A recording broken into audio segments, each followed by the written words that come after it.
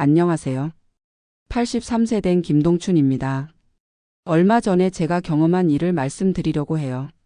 처음엔 창피해서 말하기 싫었는데 혹시나 저처럼 당하실 분들이 계실까봐 용기를 내서 이야기해 보려고 합니다. 저는 지금 대구에서 혼자 살고 있어요.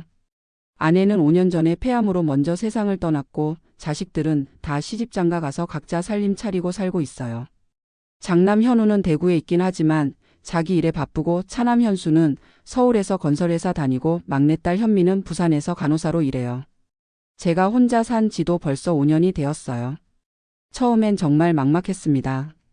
58년을 함께 산 사람이 갑자기 없어지니까 세상이 온통 조용하더라고요. 아내가 아플 때 간병하고 치료비 마련하느라 그동안 모아놓은 돈도 다 써버렸고 전세 보증금도 많이 빼서 써야 했어요.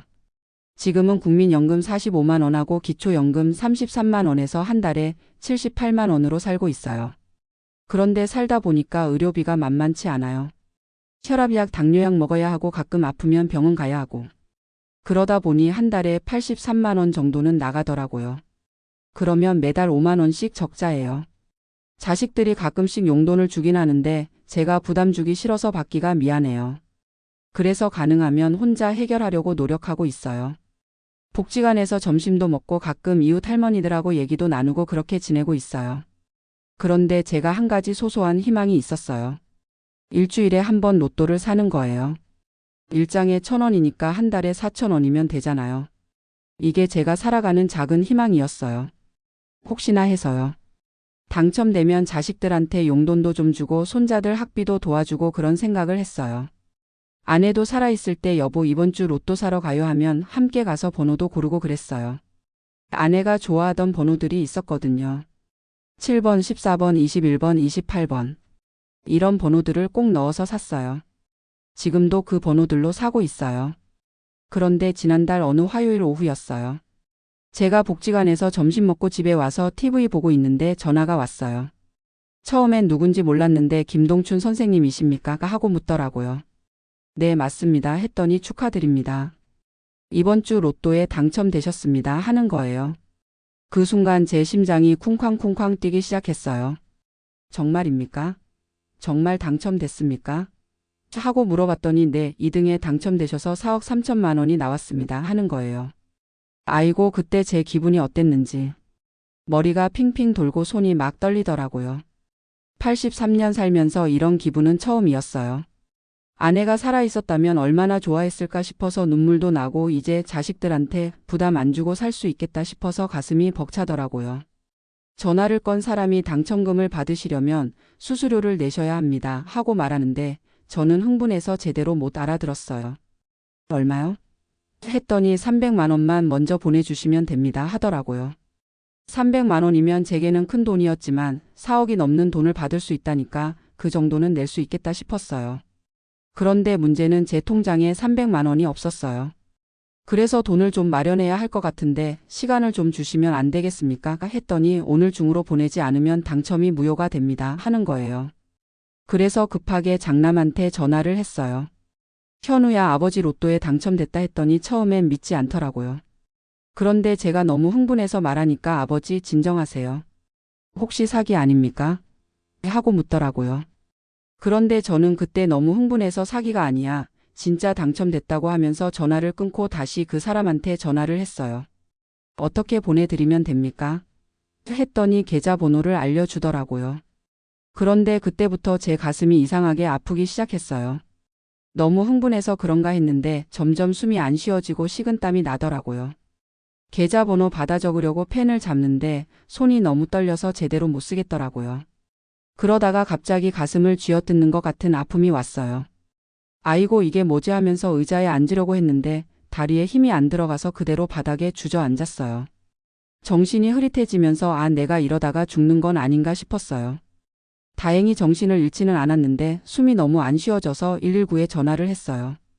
구급차가 와서 저를 병원으로 데려갔는데 응급실에서 심전도 찍고 여러 검사를 하더니 의사 선생님이 심장 발작이 왔네요. 다행히 큰 문제는 없지만 너무 흥분하면 위험할 수 있습니다. 하고 말씀하시더라고요. 그때 장남이 병원으로 달려왔어요. 아버지 괜찮으세요? 하면서 걱정하는 모습을 보니까 제가 얼마나 바보 같은 짓을 했는지 깨달았어요. 의사 선생님이 어르신 무슨 일로 이렇게 흥분하셨어요? 물어보셔서 로또 당첨 전화 받은 얘기를 했더니 간호사 한 분이 그거 요즘 유행하는 사기예요. 로또 당첨 사기라고 해서 노인분들 많이 당하세요 하고 말씀하시더라고요. 그 순간 머리를 망치로 얻어맞은 것 같았어요. 제가 얼마나 바보였는지. 83살까지 살면서 이런 뻔한 사기에 넘어갈 뻔했다니 정말 창피했어요. 현우가 아버지 정말 다행이에요. 만약 그 돈을 보냈다면 어떻게 됐을까요? 하고 말하는데 정말 등에서 식은땀이 나더라고요. 300만 원이면 제게는 몇 달 생활비인데 그걸 사기꾼한테 보낼 뻔했어요. 병원에서 하루 입원했는데 차남 현수도 서울에서 급하게 내려왔고 막내딸 현미도 부산에서 왔어요. 오랜만에 자식들이 다 모였더라고요. 그런데 이런 일로 모이게 되니까 얼마나 미안하던지. 현수가 아버지 앞으로는 이런 전화 오면 무조건 저희한테 먼저 연락하세요 하고 말하더라고요. 현미도 아버지 혼자 살면서 외로우시니까 이런 일이 생기는 것 같아요. 저희가 더 자주 연락드릴게요 하고 말했어요. 태어나고 나서 곰곰 생각해 보니까 제가 왜 그 사기에 넘어갈 뻔했는지 알겠더라고요. 너무 간절했던 거예요. 자식들한테 부담 주지 않고 살고 싶었고 여유 있게 살고 싶었던 마음이 너무 컸던 거죠. 그리고 혼자 사니까 판단력도 흐려진 것 같아요. 예전에 아내가 있을 때는 뭐든 상의해서 결정했는데 혼자 있으니까 충동적으로 행동하게 되더라고요. 의사 선생님께서 어르신 감정이 너무 크게 변하면 심장에 무리가 갑니다. 기쁜 일이든 슬픈 일이든 너무 흥분하지 마세요 하고 당부하시더라고요. 그리고 정기적으로 병원에 와서 심장 상태 체크하세요 하고 말씀하셨어요. 그날 이후로 제가 많이 달라졌어요. 일단 자식들과 더 자주 연락하게 되었어요. 전에는 부담 줄까봐 별일 아니면 연락 안 했는데 이제는 주 2에서 3번은 안부 전화를 해요. 그리고 이상한 전화가 오면 무조건 현우한테 먼저 물어봐요. 얼마 전에도 세금 환급해 드린다는 전화가 왔는데 바로 현우한테 물어봤더니 그것도 사기예요 하더라고요. 요즘 이런 사기가 정말 많다네요. 복지관에서도 사기 예방 교육을 해주시더라고요. 전화로 돈 달라고 하면 100% 사기라고 하시더라고요. 그리고 기쁜 소식이든 나쁜 소식이든 혼자 판단하지 말고 가족한테 먼저 상의하라고 하시더라고요. 건강 관리도 더 신경 쓰게 되었어요. 혈압약은 꼬박꼬박 챙겨 먹고 한 달에 한 번은 병원에 가서 검사받아요. 그리고 감정 조절하는 법도 배웠어요. 복지관 상담사 선생님께서 어르신 너무 기쁘거나 화가 날 때는 일단 심호흡을 크게 10번 하세요. 그리고 5분 정도 기다렸다가 행동하세요 하고 가르쳐 주시더라고요. 처음엔 별거 아닌 것 같았는데 실제로 해보니까 정말 도움이 되더라고요. 심호흡하고 잠깐 기다리면 머리가 좀 맑아져요. 그때 로또 전화 받았을 때도 만약 심호흡하고 5분만 기다렸다면 이상하다는 걸 눈치챘을 텐데. 너무 흥분해서 판단력을 잃었던 거죠. 요즘은 로또도 여전히 사고 있어요. 그런데 마음가짐이 많이 달라졌어요. 예전에는 정말 간절하게 제발 당첨되게 해달라 하고 빌었는데 이제는 그냥 작은 희망 정도로 생각해요. 되면 좋고 안 되어도 그만이라는 마음으로요. 아내가 좋아했던 번호들로 여전히 사고 있는데 이제는 여보 우리 그냥 건강하게 살자 하는 마음으로 사고 있어요. 당첨되는 것보다 건강하게 사는 게 더 중요하다는 걸 깨달았거든요. 자식들도 그 일 이후로 더 자주 찾아와요. 현우는 일주일에 한 번은 들르고 현수도 한 달에 한두 번은 대구에 내려와요. 현미도 부산에서 자주 전화해주고요. 전에는 제가 부담 준다고 생각했는데 알고 보니까 자식들도 제가 걱정됐던 거더라고요. 현우가 아버지 혼자 계시면서 무슨 일 있어도 저희가 모르잖아요. 그게 더 걱정이에요 하고 말하더라고요. 그래서 이제는 작은 일이라도 자식들한테 얘기해요. 어디 아프다, 뭐가 이상하다 이런 것도 다 말해요. 이웃 할머니들하고도 더 친해졌어요. 같은 아파트에 사는 박영자 할머니, 이순희 할머니하고 자주 만나서 얘기해요. 다들 혼자 사시는 분들이라 서로 안부도 묻고 이상한 전화 오는 얘기도 나누고 그래요. 박영자 할머니는 보험금 받을 수 있다는 전화에 넘어갈 뻔했다고 하시더라고요. 이순희 할머니는 자녀가 사고 났다는 전화 받고 놀라서 돈 보낼 뻔했다고 하시고요. 요즘 정말 사기꾼들이 노인들을 많이 노리는 것 같아요. 그래서 저희끼리 약속했어요. 이상한 전화 오면 무조건 서로한테 먼저 상의하자고요. 그리고 혼자 결정하지 말자고요. 3명이서 의논하면 분명히 누군가는 이상하다고 눈치챌 거라고 생각해서요. 복지관에서도 새로운 프로그램에 참여하고 있어요. 노인 사기 예방 교육도 받고 감정 관리 교육도 받아요. 거기서 배운 게 참 많아요. 사기꾼들이 노인들을 노리는 이유가 몇 가지가 있다고 하더라고요. 첫째는 외로워서 전화 오면 반가워한다는 거예요. 정말 맞는 얘기예요. 저도 그 전화 받았을 때 누군가 저한테 관심 가져준다는 생각에 기뻤거든요. 둘째는 판단력이 떨어진다는 거예요. 나이가 들면 순간적으로 판단하는 능력이 젊을 때보다 떨어진대요. 그래서 충분히 생각할 시간을 갖지 못하고 속아 넘어간다고 해요. 셋째는 자식들한테 부담 주기 싫어해서 혼자 해결하려고 한다는 거예요. 이것도 정말 맞아요. 저도 좋은 일이든 나쁜 일이든 자식들한테 말하기 전에 혼자 해결하려고 했거든요. 넷째는 돈에 대한 걱정이 많다는 거예요. 연금만으로는 생활이 빠듯하니까 돈이 생긴다는 얘기에 솔깃하게 된다는 거죠. 저도 그랬어요. 4억이라는 돈에 완전히 넘어갔잖아요. 교육받으면서 알게 된 건데 사기꾼들이 참 교묘해요. 처음에는 작은 돈부터 시작한대요. 복권에 당첨됐는데 수수료 10만 원만 보내주세요. 이런 식으로요. 그래서 그 돈을 보내면 이 사람은 속일 수 있구나 하고 생각해서 더 큰 돈을 요구한대요. 그리고 시간 압박을 준대요. 오늘 중으로 안 보내면 무효됩니다. 이런 식으로 말이에요. 그러면 충분히 생각할 시간을 못 갖게 되고 가족이나 주변 사람들한테 상의할 시간도 없게 되는 거죠. 또 감정을 자극한대요. 기쁨이나 불안감, 급함 이런 감정들을 자극해서 냉정한 판단을 못하게 만든다고 해요. 저도 완전히 당했죠. 너무 기뻐서 아무 생각 없이 넘어갔으니까요. 이런 교육을 받고 나니까 제가 얼마나 전형적으로 당할 수 있는 상황이었는지 알겠더라고요. 혼자 살고 외롭고 돈 걱정 있고 판단할 시간 없이 서둘렀으니까요. 그래서 이제는 아무리 좋은 얘기라도 일단 의심부터 해봐요. 왜 나한테 이런 좋은 일이 생길까? 이 사람이 나한테 왜 이런 얘기를 할까? 이런 식으로 생각해 보는 거예요. 그리고 절대로 전화로는 개인정보를 말하지 않기로 했어요. 주민등록번호, 통장번호, 비밀번호 이런 건 절대로 전화로 말하면 안 된다고 배웠거든요. 아무리 공식적인 기관이라고 해도 전화로 그런 걸 묻지 않는다고 해요. 의료진들도 제게 많은 걸 가르쳐 주셨어요.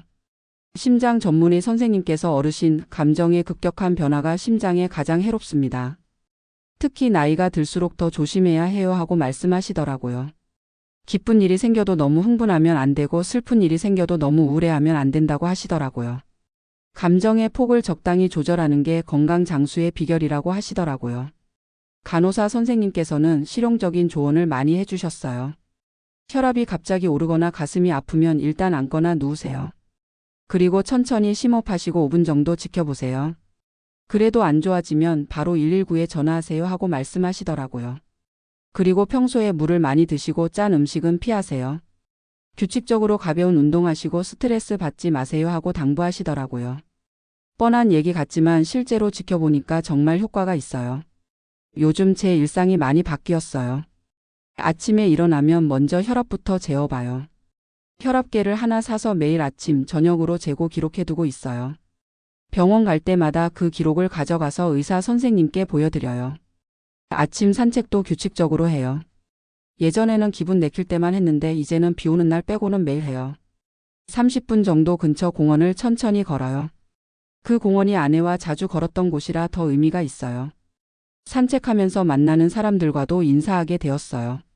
매일 같은 시간에 나가니까 비슷한 분들을 자주 만나게 되더라고요. 다들 비슷한 연배의 어르신들이라 얘기할 것도 많고 서로 안부도 묻고 그래요.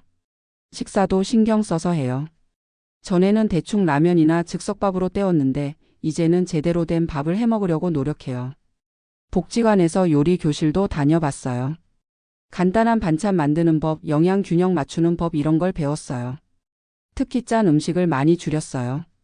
김치도 덜 짜게 먹고 국도 싱겁게 끓여 먹어요. 처음에는 맛이 없어서 힘들었는데 익숙해지니까 오히려 이게 더 좋은 것 같아요. 혈압도 전보다 안정된 것 같고요.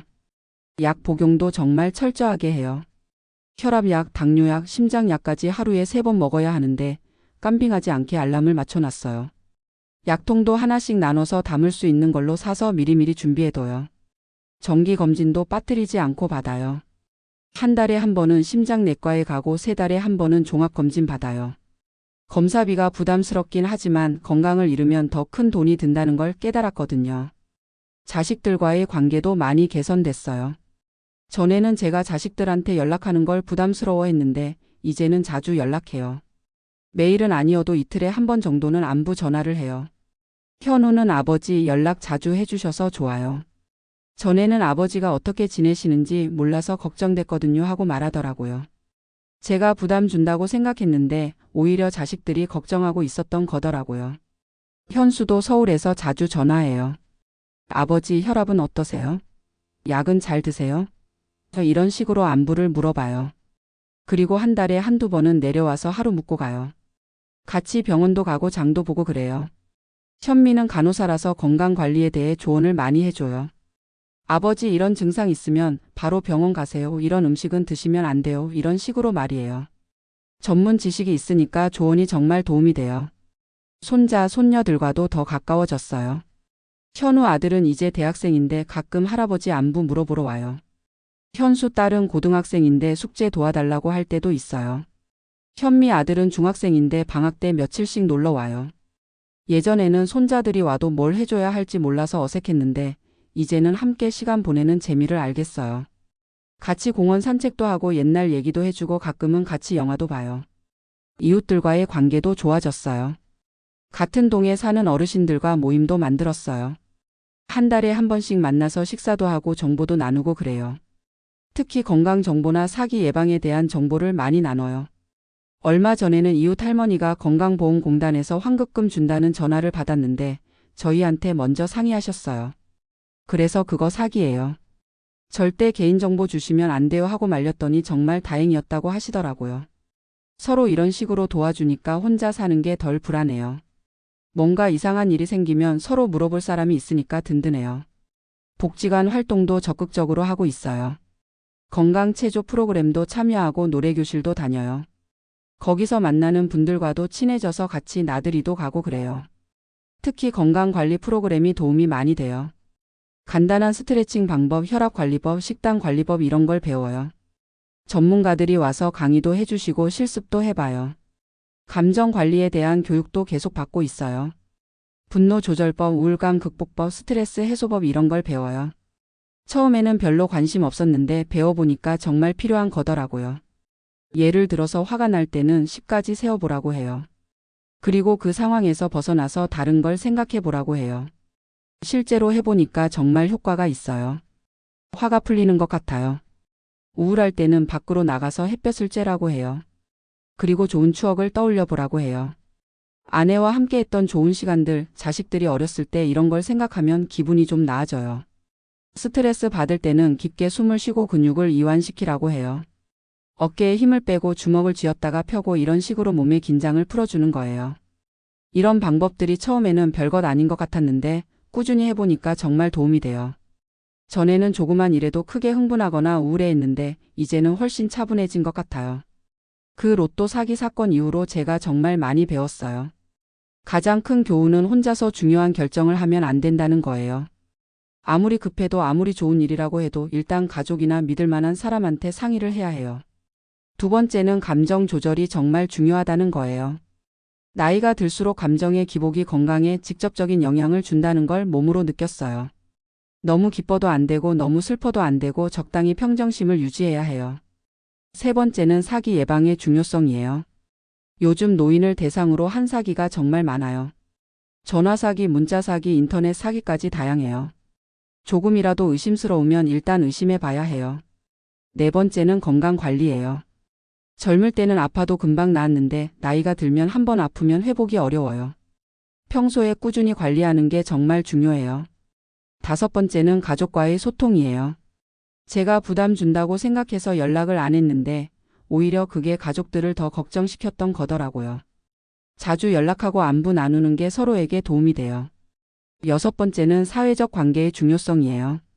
혼자 있으면 판단력도 흐려지고 외로움도 커져요. 이웃들이나 복지관 사람들과 어울리면서 사는 게 정신 건강에 좋아요. 지금도 가끔 그때 일을 생각하면 아찔해요. 만약 정말 그 300만 원을 보냈다면 어떻게 됐을까요? 그리고 만약 심장 발작이 더 심했다면 어떻게 됐을까요? 생각만 해도 무서워요. 하지만 그 일을 통해서 제가 많은 걸 배웠고 지금은 더 건강하고 행복하게 살고 있어요. 자식들과도 더 가까워졌고 이웃들과도 친해졌고 건강 관리도 더 잘하게 됐어요. 요즘 제 목표는 건강하게 오래 사는 거예요. 자식들한테 부담 주지 않으면서 제 할 일은 제가 하면서 사는 거죠. 그러려면 건강이 가장 중요해요. 그래서 매일 규칙적으로 생활하고 약도 잘 챙겨 먹고 운동도 하고 정기검진도 받고 있어요. 그리고 무엇보다 감정 조절을 잘하려고 노력해요. 로또는 여전히 사고 있어요. 하지만 마음가짐이 완전히 달라졌어요. 당첨되면 좋고 안 되어도 그냥 그러려니 해요. 더 이상 로또에 인생을 걸지 않아요. 건강하게 사는 게 더 소중하니까요. 아내가 좋아했던 번호들로 일주일에 한 번 사는 건 아내를 그리워하는 마음의 표현이라고 생각해요. 여보, 우리 건강하게 살자 하는 마음으로요. 마지막으로 같은 연배 어르신들께 몇 가지 말씀드리고 싶어요.